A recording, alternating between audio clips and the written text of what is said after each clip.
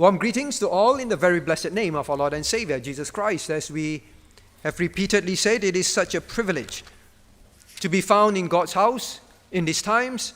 And as we think of those that are in war-torn zones, oh, we must treasure our ability to come. Now let's turn our Bibles to Philippians chapter 2. Philippians chapter 2. The Apostle Paul has just exalted Christ, reminded the Christian who he is, and in response to that, verse 12 of chapter 2, how we must work out our salvation means how we must work out what God in verse 13 has worked into us. God says He worked in you. What God worked in us. We must, verse 12, work out, bring out the work of sanctification that God has begun in us. So this is about working out, laboring, producing the fruit of the Spirit, the sanctification work in every aspect, life of godliness. Now immediately after that, the Apostle Paul gives an example of one of this work that we need to work in us. In verse 14, what is this work of sanctification? He says, do all things without murmurings and disputings. This is what we need to work out in our lives. Murmurings and disputings. What are they? What are they? Because this is something that must change in our life if it is present there. So we must know, what do they mean? Is it present in my life? And if so, is it a sin? The title today is The Sins of Murmuring and Disputing. Is it a sin? Why? From Scriptures. What are some of our murmurings and complaints in life that are so common? Why do we do that? What does it really mean when we murmur and complain? And what we should do? How can we change? So let us begin in working out this. We have to know what it means before we can work it out. Now, what are murmurings? Murmurings is basically some secret displeasure in our heart. We will not openly talk about this, openly state them, but we will either under our breath or tell people, and we just murmur and murmur and murmur. We won't openly say or approach the people involved. Now, it is something that is an expression from inside us of dissatisfaction.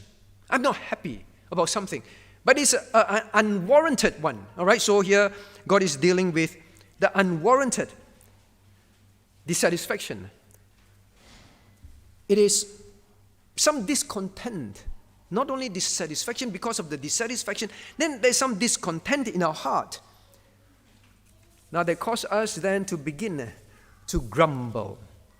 Murmuring is basically grumbling and grumbling about something.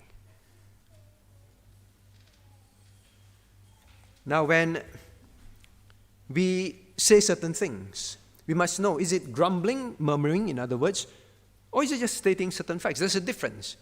All right? Now stating that when someone asks you, how are you feeling?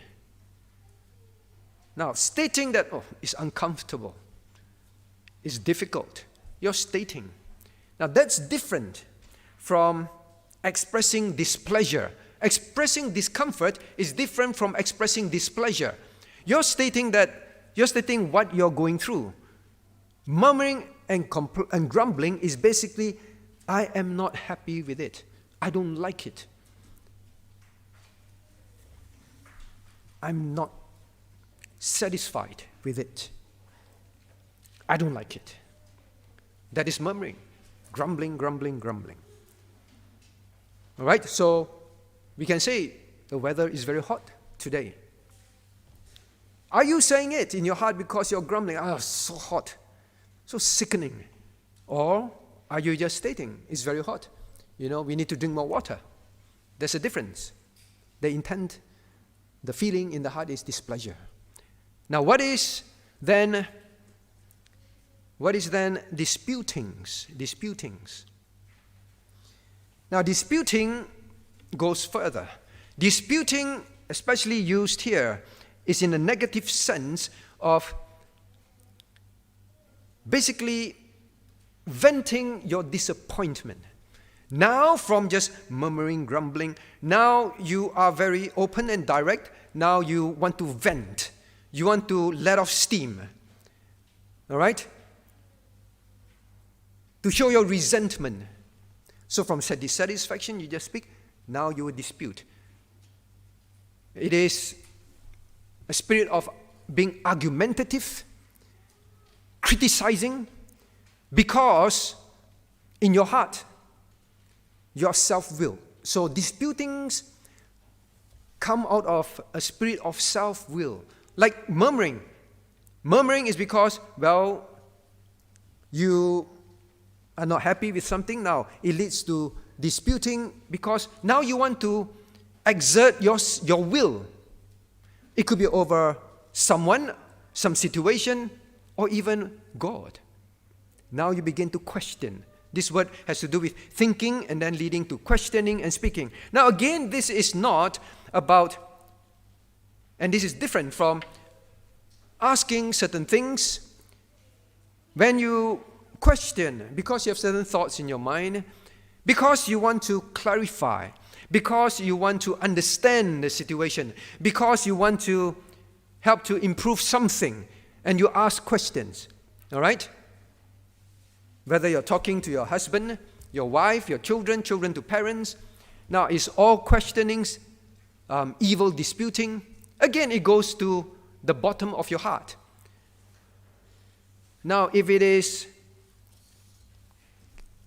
bringing up questions in a sense where you have already made up your mind, you want your way, you're bringing up more to give the person a piece of your mind, to express your dissatisfaction, disappointment, disagreement with the person, and it is to talk back, just to talk back, right? Just like children, right? Sometimes your parents, they know, are you really asking them something because some thoughts in your mind? Or are you disputing in an evil way with them? You are talking back. You don't intend to change. You don't want to do what you're not satisfied in what your parents want you to do. You're grumbling already, grumble in school, grumble when you reach home, maybe between husband and wife also, grumble. And for the singles, maybe a certain situation at work, in church, you grumble. Then finally you say, I can't take it anymore. I'm going to give them a piece of my mind. Right? So it is that complaining, from grumbling to complaining. You see, this leads from one to another. The dissatisfaction and the happiness in your heart because of self-will in you, discontentment in you, slowly builds to resentment, and finally you will complain for the sake of making things go your way or rejecting what you don't like. Now you openly say it. Now, is it a sin? Because grumblings and, being argumentative, this spirit of grumbling and complaining, this spirit, now is it a sin? Many people in the world, and even Christians, will say, I have this bad habit. Is it a bad habit? Or is it a sin? Now, we have to understand grumblings and complainings, in other words, murmurings and complainings. Now, they are directed at whom? We must understand first and foremost. Well, even just in verse 14 alone, God says, do all things without murmurings and complainings and disputings. The word do is a command. Do is a command. So the very fact that we do anything without murmuring and complaining, we are already sinning. We are already breaking this command that God gives. But you know, in other parts of scriptures, it gives us a clearer picture of this problem of grumblings, murmurings, and complaining. Now, I want you to turn your Bibles to Exodus chapter 16, all right? Exodus chapter 16. Now, what is really grumbling and complaining?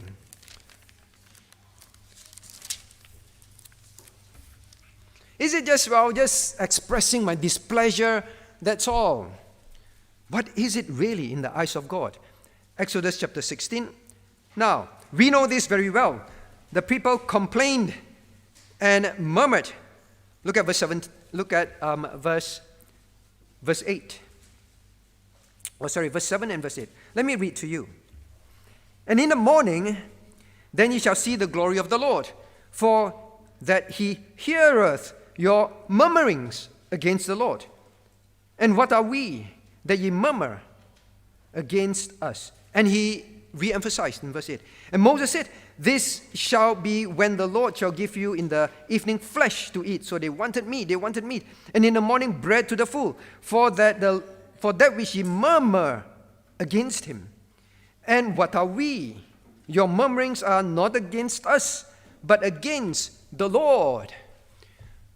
The first thing to remember, even when we are in a situation like them, no food. At least not the food that we want. Then you murmur, complain. They kept saying, we used to eat better food in Egypt. It's better that we died there than to end up eating the same thing every day. We want meat. We want this. We want that. They were murmuring. You see, we think that murmuring is just about things on earth. We're just saying, the weather, the problems of COVID-19, the restrictions, my parents. We just say these things. But in God's eyes, look at verse 7. Murmurings is against the Lord. Every murmuring is directed against God. Whatever happens in your life is allowed by God. God has a plan. Whether it has come yet, won't come. We may think that we're murmuring against people, against situations, against circumstances. When you murmur against the weather, who controls the weather? We are murmuring against God. Directed against God. That's the first thing. Directed against God. Because of that, God hears. Look at verse 7. You say, he heareth your murmurings. God hears it. And he kept saying, what are we? You murmur against us. Verse 8 again, what are we? You murmur against us. We think we're murmuring against parents. We're murmuring against the church. We're murmuring against your boss. No, God says, I hear, and it's against me.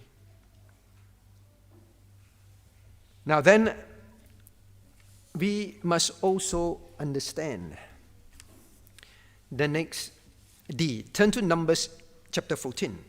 Numbers chapter 14. So it's a sinful thing. Numbers chapter 14.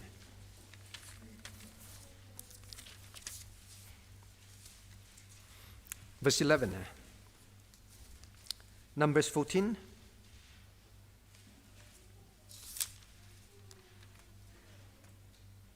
Verse 11. And the Lord said unto Moses, the same, all the murmurings and complaining. And the Lord said unto Moses, how long will this people provoke me? How long will they provoke me? Now this word provoke literally means despise. The second D. Murmurings, because it is against God, not simply against people and situation. It is a despising of God. God used that word. They provoke me. Why is it provoking to God? Because it is God's plan, God's timing, God's will, God's ways. In anything that He allows in our life, He is sovereign and in control.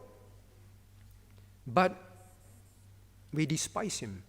God, who are you that we may say, who are you, Moses, Who are you, pastor? Who are you, daddy, mommy? Who are you, teacher? Who are you, government?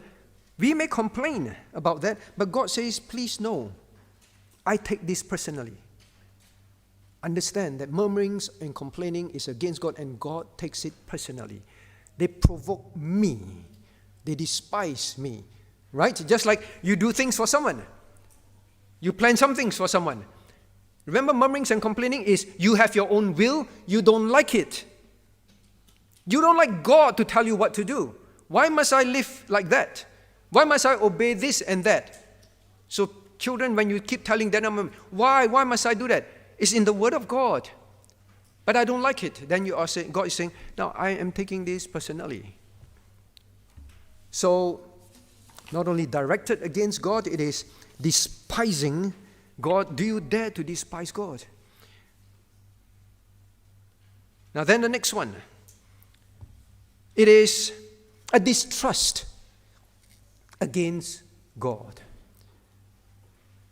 You see, whatever God ordains and allows. If you turn back to Philippians.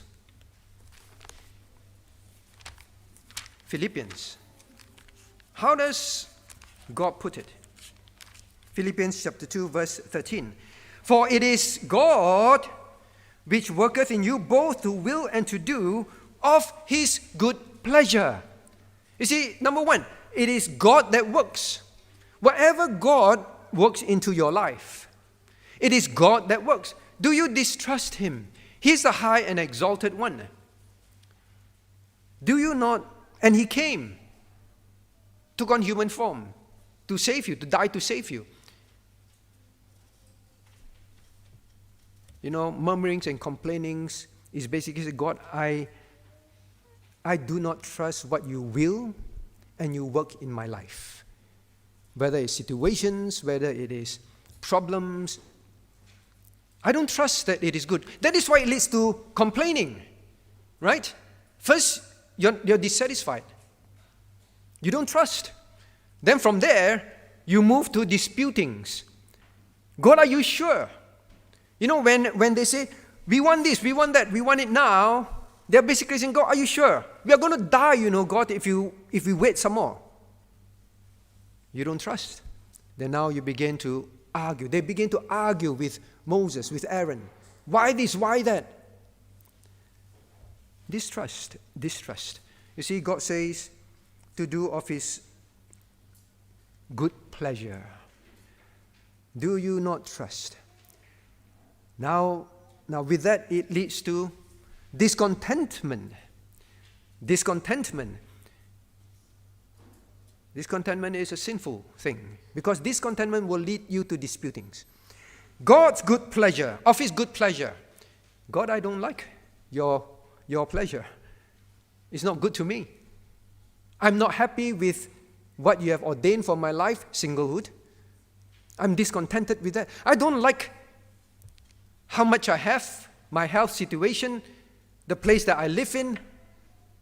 God, you may find it is your good pleasure, but it doesn't satisfy me. Discontentment. Now finally this discontentment is basically we take offense against God. God, I don't like it. You see, whenever someone says, now this is for you, and you look at it, I take offense at that, you know, that's not what I want. That is not what I'm expecting. I'm quite disappointed. And I resent what you planned for me. You see, murmurings and complainings are very wicked attitudes towards God. Now, if I were to say you are a despiser of God, you are someone who the next one you will learn, you dishonor God. You say, no, I don't. But that is what it is. God explains when they murmured in the wilderness, God explained this is how God sees it, how God takes it. Doesn't matter what you feel. That is not that serious. God takes it personally. Yes, then the next D is it dishonors God. He is the high and exalted one. We studied in Philippians. Who are we to question him? Now, when we murmur and complain, we are really saying to God, you are not supreme, you are not sovereign in my life. I'm not going to kneel to you. I won't honor you that way. That is what murmuring and disputing is. You're basically saying, why must I give you that honor, that place in my life? Why must I? Murmuring and complaints at the end of the day is about me. God, I'm higher than you. The me, the I, is more important than you. Now this leads to the denial of God's plan in our life. What do I mean by denial? Means you basically say, God, I don't like it. I don't agree with it. And this disputing, remember, is to resist. It's a complaining not to find out whether I should do it. You've made up your mind, I'm not going to do it. I'm just here to vent. I'm just here to let off steam. That's all. Means you're saying, God, I'm not going to submit to what you plan for my life. I deny you from doing anything and neither in my life, choosing for my life, and I'm not going to do it. I'm just going to dispute with you, argue, and disagree, and let you know what I think. That is what it is. That is what it is. Now, then the next D. Right, this denial, not only refusing God's goodness in our life. Now, this D is, it displeases God. Please don't take this as just a bad habit that we have. It displeases God. Now, we have no time to turn to that, but you know, what is the outcome? What was the outcome of these children of Israel that were well-known murmurers? Well-known murmurers. What were their outcome? God sent poisonous snakes to bite them. And they died. Many died. Until they came back and they begged, okay, we have sinned against God with our murmurings. Please tell God, we have learned. Please stop. Please stop. It displeases God. Don't think that just because you're a child of God, He will not act. When you keep murmuring and murmuring, there will come a point where God says, you continue to despise me, you continue to dishonor me, you continue to distrust me, you continue to deny my work in your life, you continue to be discontented, there will be a limit. Please know that. It displeases God. The time will come. Now, ultimately, this sin, we must know that it is against God. Please know that. It's not just a little habit of ours from young. Right? When your spouse tells you, don't grumble so much. Don't keep complaining about everything. Learn to respond. Right? Your parents tell you as well. Now we ourselves make sure that this is something that we keep out of our lives. Now what do they cause? Yes, it is sin. Now the next thing we want to learn is, what does it cause? Look at, just in the book of Philippians alone, it causes disunity. Disunity. Now look at Paul's reminder to them in chapter 1. All right? Chapter 2. The constant reminder. Now I say in verse 2, fulfill ye my joy that you may be like-minded, having the same love, being of one accord, of one mind. Disputings, wanting our way all the time, causes people to be not of the same mind, not of like-minded. You see, disputing is basically say this, I want my way, I'm not going to agree with you. That's it. Now, we are not talking about sinful things, all right? We are talking about self-will. If the doctrines are wrong, the doctrines are wrong. You should dispute in the sense of make it correct. but this is self-will displeasure. It causes disunity in the church. It causes disunity in the home. Always murmuring and complaining and not happy. Right? Your parents do something, you want the other way. Your spouse do something, I want the other way. In church as well. There's always the other way that you want, that someone else wants. God, I don't want this and that. So, causes disunity. That's why he plead with them. Do all things without disputings. Now the next one. It demeans our testimony. It brings down our testimony. Actually, you look at verse 15. That ye, now do all things without murmurings and disputings.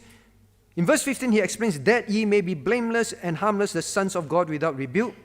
And he says, among whom ye shine as lights of the world. All right, we preach on that next week. But from here we learn, it demeans your testimony.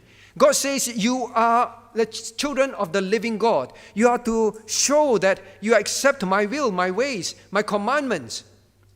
You are supposed to be a shining light to the world when times are very difficult.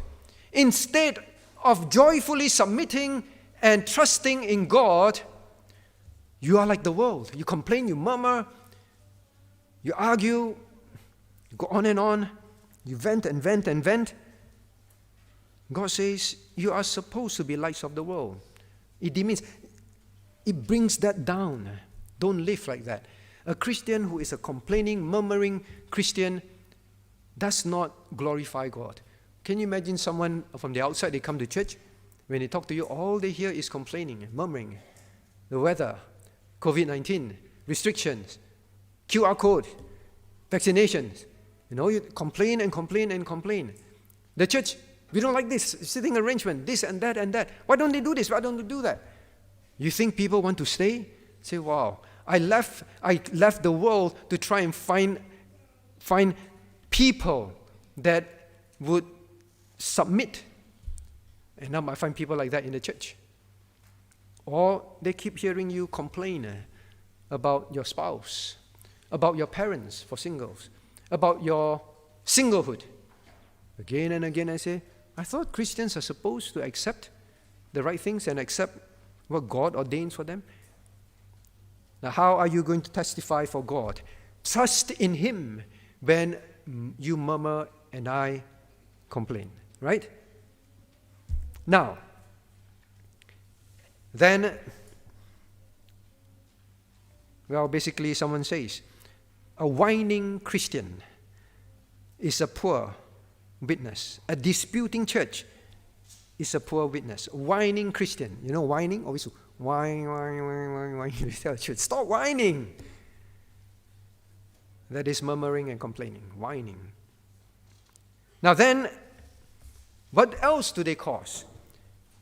Now it causes our own destruction. Causes our own destruction. As I mentioned in the beginning,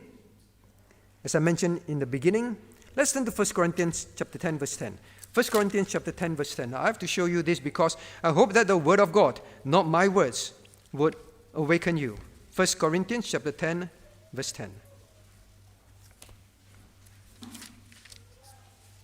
Now, what does God say? Let's read. I'll read to you verse 9 and verse 10. Neither let us tempt Christ. Right? You are tempting God when you keep murmuring. How can God not be upset when we despise Him? As some of them also tempted and were destroyed of serpents. Verse 10, neither murmur ye, as some of them also murmured and were destroyed of the destroyer. Please know, verse 11, now all these things happen unto them for ensamples, written for our admonition. God says those are samples of warnings of why we should not be whining people, complaining people. We can bring upon us our own destruction. So it is not a small thing. Now then, the last D. All right?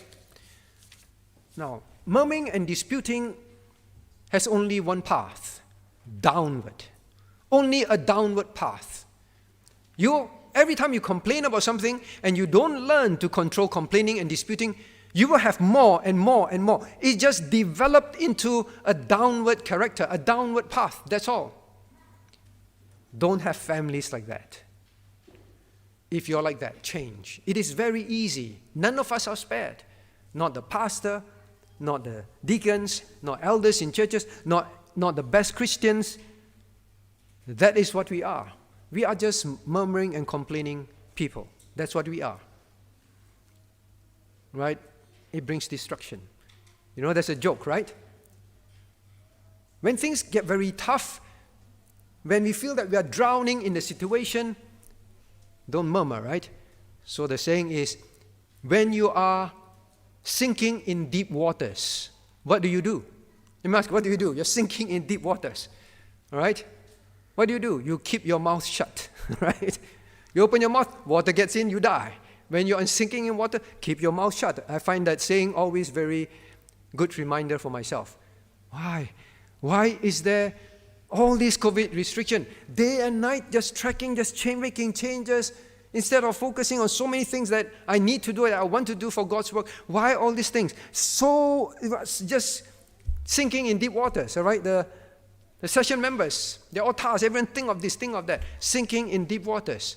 It's tempting to say why. Why? Every time we want to say why in question, keep our mouth shut. Don't drown. Now, because all this will eventually lead to rebelliousness. Remember that. The children of Israel, one of the characteristics is rebelliousness. And God explains that rebelliousness, the sign of the rebelliousness is their murmurings and complainings. That is a sign of their rebelliousness against what God plans for them. Now, I remember reading one of the thing that the late Prime Minister of Singapore said about Singaporeans, all right? Now he says, Singaporeans are great workers, hardworking, creative, diligent, always pursuing for progress. He said, without a doubt, Singaporeans are that. But he also said this, Singaporeans are champion complainers. Champion. When it comes to that, we are champions. It is true.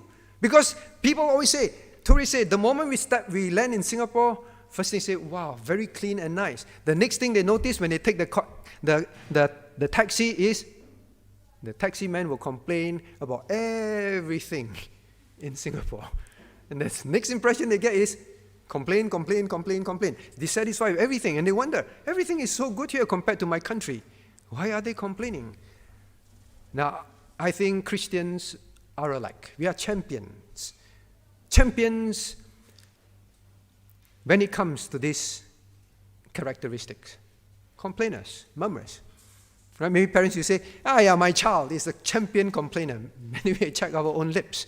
Check our own lives. When was the last time we were like that? Probably this morning, right? Probably this morning. Why is the shoe here? Why the key is not there? Non-stop. Now, next. Now, what are some of the examples? What are some of the examples of murmuring and complaining in our lives?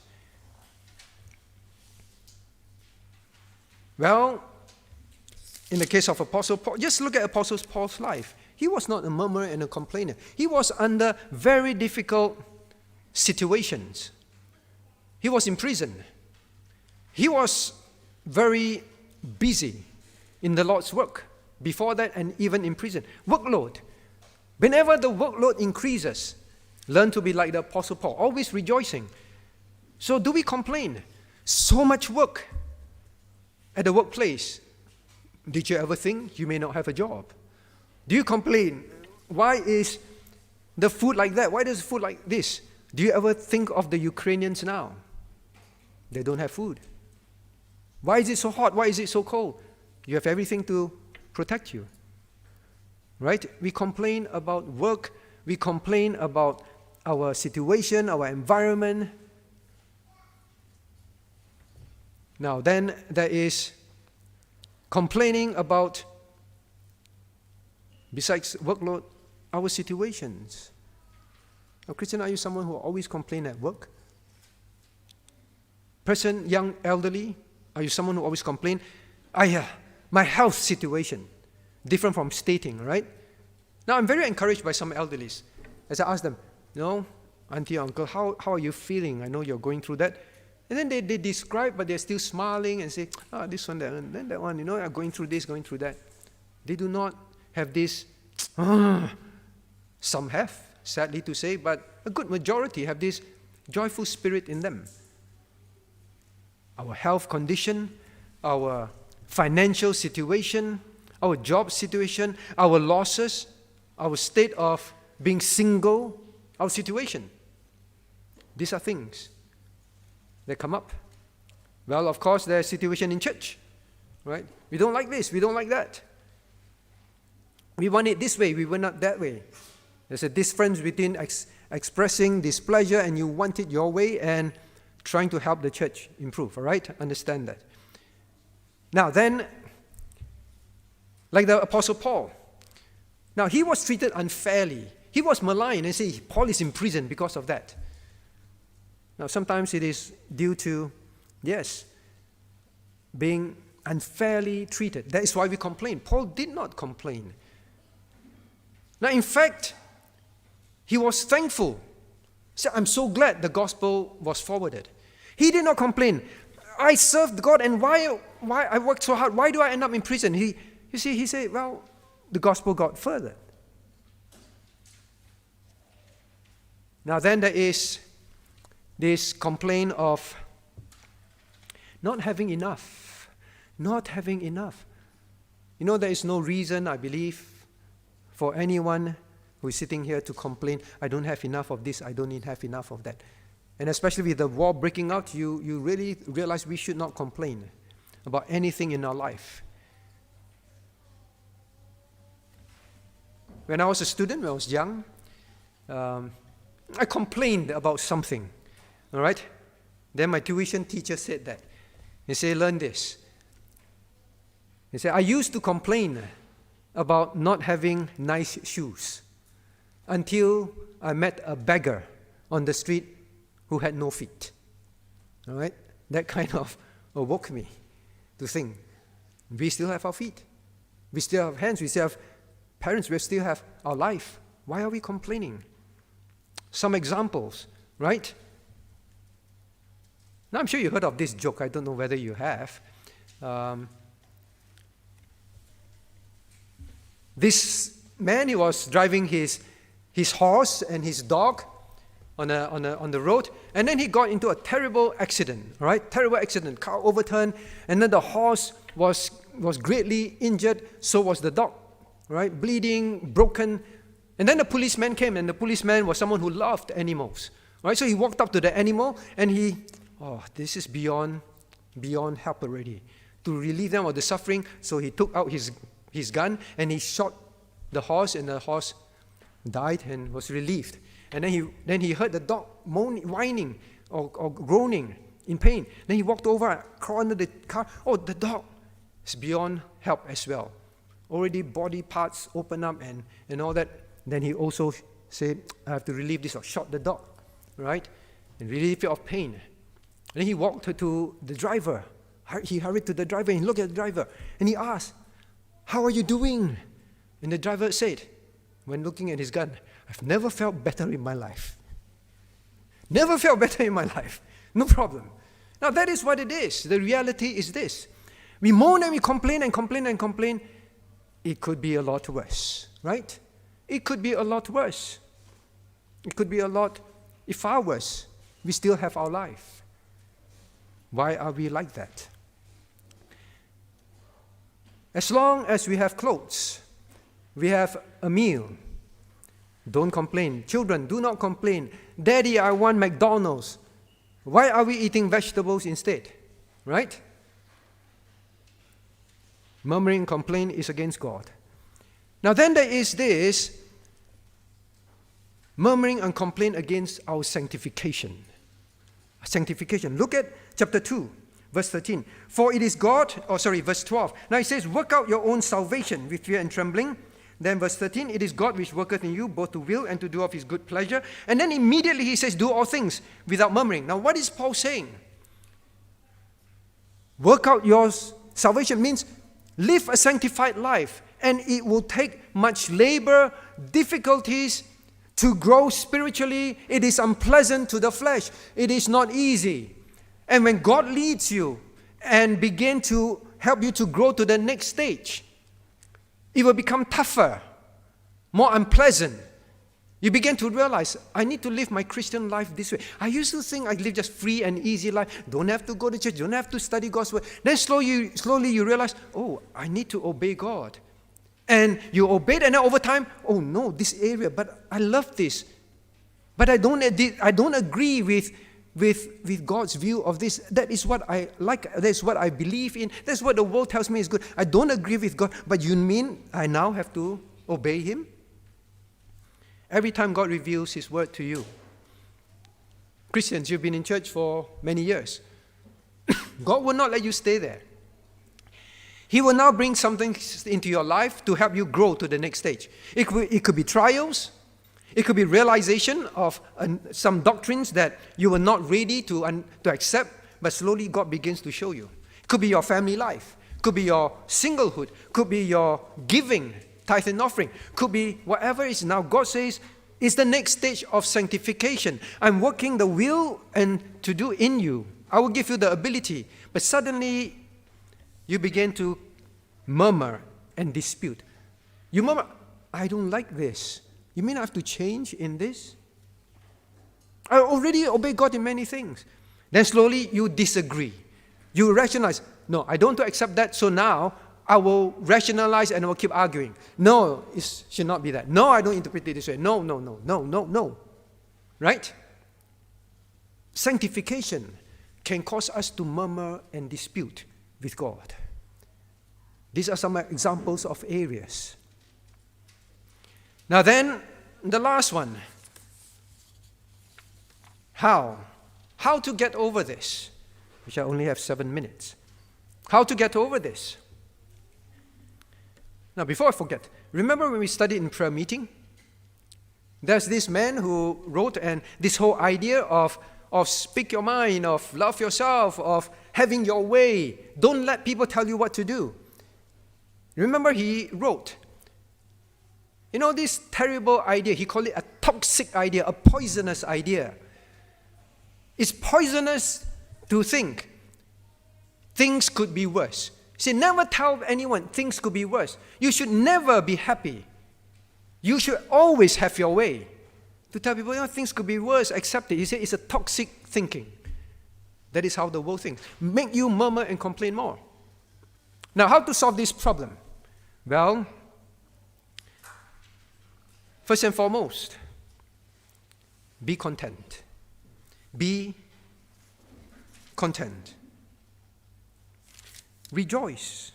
Now, over here, Paul's theme in this epistle is really about being content and rejoicing. Look at chapter 4. Look at chapter 4, verse 11. Not that I speak in respect of want. Now, Paul says Paul was in want. It means he was in lack. He lacked things. But he says, for I have learned in whatsoever state I am, therewith to be content. Verse 11. Therewith to be content. Contentment. He began to tell them, don't complain. In the end, he taught them. You look at my life. How difficult it is, whatever situation it is. Be content. Now, the next one is to learn to change the way we view our situations in life. Paul's view was always very simple. I want to be with God, but it's important for me to be with you, for the kingdom's work, for the edification of saints. That is his view. Anything that contributes to that, no matter how it changes my life and make my life more difficult, I joyfully accept it. Change our views. You see, murmuring and complaint is my self-will. The children of Israel did not like what they were eating. The children of Israel did not like where they were going. The children of Israel then eventually argued with God. We should not go there. We rather die. And they're the same as us, right? Yeah, God, why this and that and this and that? I'd rather die. Have you ever thought that we should change our view? This is for the pleasure of God. God works in you both to will and to do of His good pleasure. This is something that pleases God. Change our view to remember this. Whatever pleases God must be good. And therefore, let me not complain and murmur. Whether my health took a bad turn, whether my finances took a bad turn, whether I'm living in a very difficult family, whether I'm living in singlehood, whatever it is, whatever God allows is good. Change our thinking. That is Paul. He keeps bringing it back, bringing his view and teaching the people. As long as it is for the glory of God, for the kingdom of God, as long souls are saved and strengthened correctly in the Lord, he says, I rejoice. I don't complain about my situation. And every time he think about his imprisonment, he says, you see, the centurions got saved. How do we view? You see, because of my illness, and because I do not complain and murmur, in fact, I give thanks to God, and I talk to my relatives that way, and they say, hey, how come you're like that? I'm afraid when I grow old, I become like that. Can you tell me, how did you go through that? Well, it is my God. You see, always think of it as a chance, not a chore. A chance, not a chore. A chance to be a witness. Murmuring and complaints is not a witness. It's a chance to behave differently, do without murmuring. When you're asked to serve, it gets more difficult. Do you murmur and complain? Why more again? Why so difficult when you sit down to do your work? Or we say, this is not a chore. Christ may come back tomorrow. I'm so glad. More things to do for Him today before He returns. Now then, align your will to God's will. It is God that works in you to will. God will direct your heart. But your flesh will want another will. That is why you murmur and you complain. And you learn to say, Lord, instead of murmuring, complain, Lord, I submit. Singlehood? Yes, Lord. Challenges in health, finances, losses? Yes, Lord. I align my will. I won't keep saying, but Lord, are you sure, Lord? I thought the other way is better, right? That is the children of Israel. Lord, are you sure this is good? I think the other way is better. No, just align. Just align. Just align. Now, of course, be thankful. Be thankful. The more you give thanks, every time you and I open our mouth to complain, and we have complained, the words already come out, correct ourselves, and praise God and thank God instead. Practice that. Paul always rejoice and give thanks. Always. That is one of the things we are to do without ceasing. Then pray. Pray. The more you and I pray, the less we complain. It is true. Prayer changes you. Prayer is not to change the situation. Prayer is to change your heart and my heart. Now then, of course, last but not least, in the passage, remember Christ's example. Remember Christ's example. Did Christ ever complain or murmur against the Father when He was on earth, when He was constantly abused, falsely accused, unappreciated, whatever He does for men?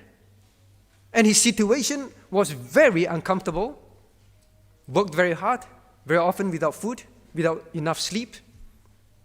Not a single expression of displeasure against His situation because He was so clear. I delight to do the Father's will. If you align your will to the Father, you only delight, not dispute. Remember that. Now, ultimately, let us remember verse 14, do all things without. The phrase in the Greek, do all things without, is phrased in a way to express absolutely no exception. All without. Do. Without exception means the few S's. Wherever may be the situation you are in. No complaint, no murmuring. No matter the service that you're involved in, like the Apostle Paul, no complaint, no murmuring, no matter what happens. If you did this and then the government removed everything, now they redo. No one appreciate. No complaints. The next S, in your submission. Paul said, I'd rather be with the Lord. But he said, but I submit to His will to be with you. For His kingdom's sake, your submission. In all your submission. You can submit, but with a murmuring and complaining heart. Right? Your parents, you know that. When you see that in your children. In your submission, no complaining. In all your social relationships. Because Paul said, now have one mind among you all. In your home, in church, in all your social relationships. No complaining, without exception. Do all things without. In all your sanctification. In all your sanctification. As God leads you through the next phase of growth. As God begin to show you the new areas that you have always been accepting in your life, but now you realize it's sinful, it's wrong. Do not complain and murmur in your sanctification as God works. And this do all things without is continuous, means in all your stage, every stage of your life. Young, senior, middle age, every stage. That is the characteristic of our life, that it should be like that. God says this is one of the working out of our sanctification in our lives. The way to conquer complaining is to count our blessings. Let us rise to sing the closing hymn. The closing hymn, 403. 403. Shall we all rise? 403. Count your blessings.